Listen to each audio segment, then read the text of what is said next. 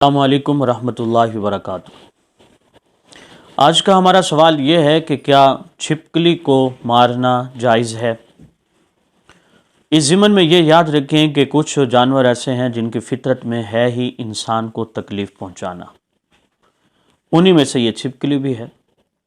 سرور کائنات صلی اللہ علیہ وسلم نے ارشاد فرمایا کہ جب حضرت ابراہیم علیہ السلام کو آگ میں ڈالا جا رہا تھا تو یہ چھپکلی پھونک دے رہی تھی، پھونکے مار رہی تھی آگ کے شعلوں کو بھڑکانے کے لیے۔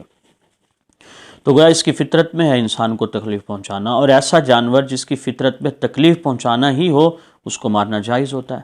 اب چھپکلی کو مارنا صرف جائز ہی نہیں بلکہ باعث ثواب ہے۔ آپ صلی اللہ علیہ وسلم نے ارشاد فرمایا، جس نے چھپکلی کو ایک ہی دفعہ میں مار دیا تو اللہ تعالیٰ اس کو 100 نیکیوں کا ثواب عطا فرماتے ہیں، اور جتنی دفعہ وار بڑھتے جائیں گے، یعنی ایک دفعہ نہیں مار سکا، 2-3 دفعہ اس نے کوشش کی تب جا کے چھپکلی مری تو ثواب اتنا کم ہو جائے گا۔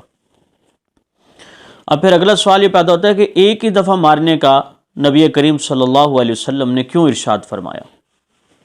اس کی وجہ یہ ہے، ہماری شریعت چاہتی ہے کہ کسی کو ایذا نہ پہنچے، تکلیف نہ دی جائے کسی کو، چاہے وہ جانور ہے اور موذی جانور ہے، تکلیف پہنچانے والا جانور ہے، تب بھی ہماری شریعت کہتی ہے کہ اس کو مارنا ہی ہے نا تو اس کو ایک ہی دفعہ مار دو، اور ایک ہی دفعہ مارو گے تو اس کا ثواب ضرور مل جائے گا۔